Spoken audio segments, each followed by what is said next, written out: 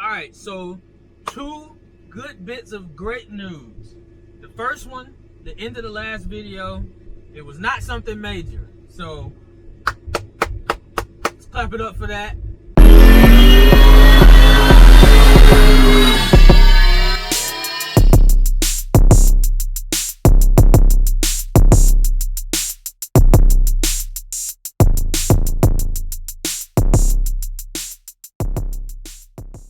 Everything didn't go as planned last night. Started to make some headway on the bump button, but had a leak, or had smoke, water on the floor, of course, radiator, coolant, all that. But if you was just looking at this, get some light behind me. If you was looking at this, you'd be like, man, it's kind of like it got a little oil on it and everything, but ain't nothing wrong with that. And then boom, skeeting right up out of there.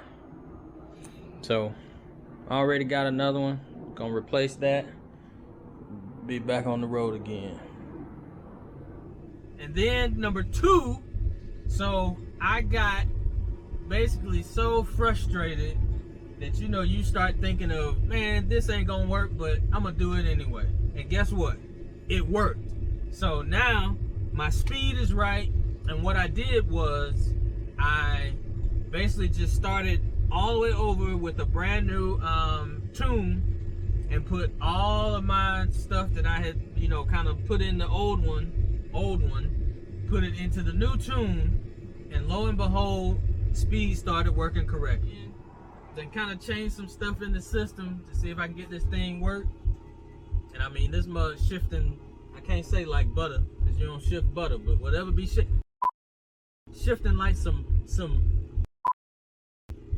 this thing shifting like some this thing shifting like some hips in a sundress, you understand? I don't know if you can hear it. You might need your headphones. Shift,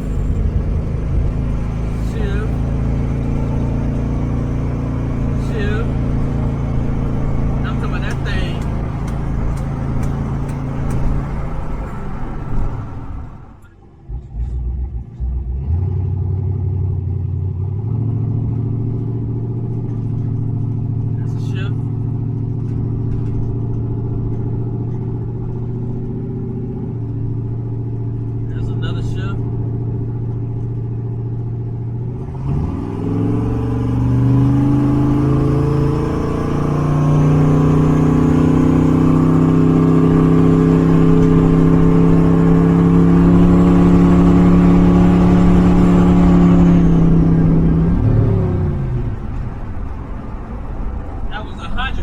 Quick, and I was at like 35% throttle.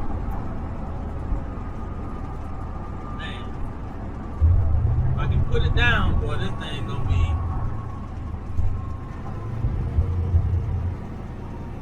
something kind of serious. And now we back to yet another day, same little side street, trying to figure out how we can get the bump to not be so bumpy, right? Actually just saw somebody lose a race because of that this past weekend. Probably lost a lot of money too, because they hit the bump in red lit. What I really want for this thing to do, like, normally what's happening is when people hit the bump, they're What I want to happen is this mud to just keep almost like it's like I'm basically inching the car up on a foot brake, almost. That's exactly what I really want. So I'm gonna keep at it. I know people try to make it seem like it's glamorous, but sometimes tuning stuff ain't nothing but a bunch of back and forth, trial and error, trying to figure out stuff.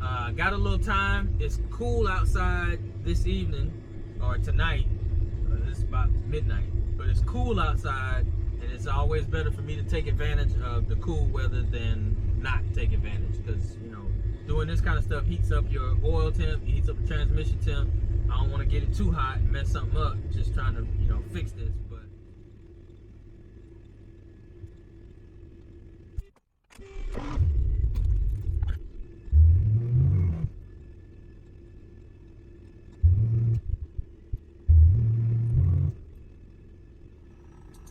Okay, so I'm noticing something. I hit the button. When I hit the button, when I hit this, it goes through one cycle. So it may not be able to do what I want it to do. Because what I want it to do is when I hit this, I push the button and it keeps going through cycles. That's what I want. That's why I'm trying to figure why this thing doesn't cycle. Because if that's the case, it should cycle. That don't make no sense. I guess we're gonna have to come up with something else.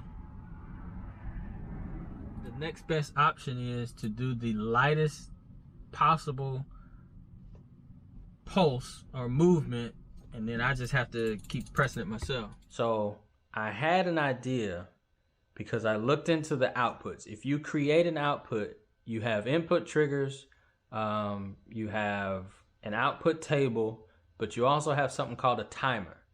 And on the timer, you're actually able to repeat the timer. So that would have been exactly what I wanted in order for this system to, you know, continuously turn on and off, on and off, on and off, on and off, on and off, on and off, on and off until the tire rolled in, right? Only thing is, for the Terminator X, it's a ground function for the staging, where it needs to be 12 volt.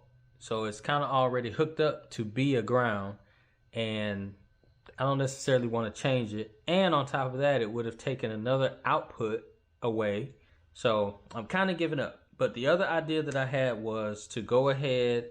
I mean, I've been foot braking it this whole time. And really, the only time that I messed up on the foot brake, or the only thing that happened on the foot brake, was the fact that I couldn't build boost. And I rolled through it, you know, kind of once.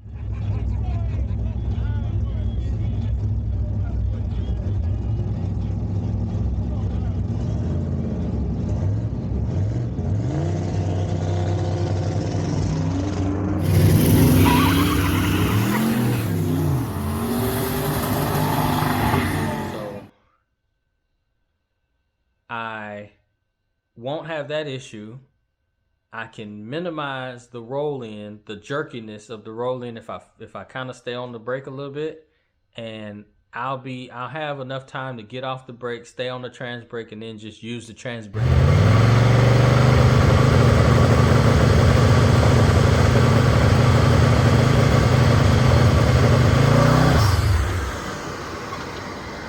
TransBrake works. Two-step works,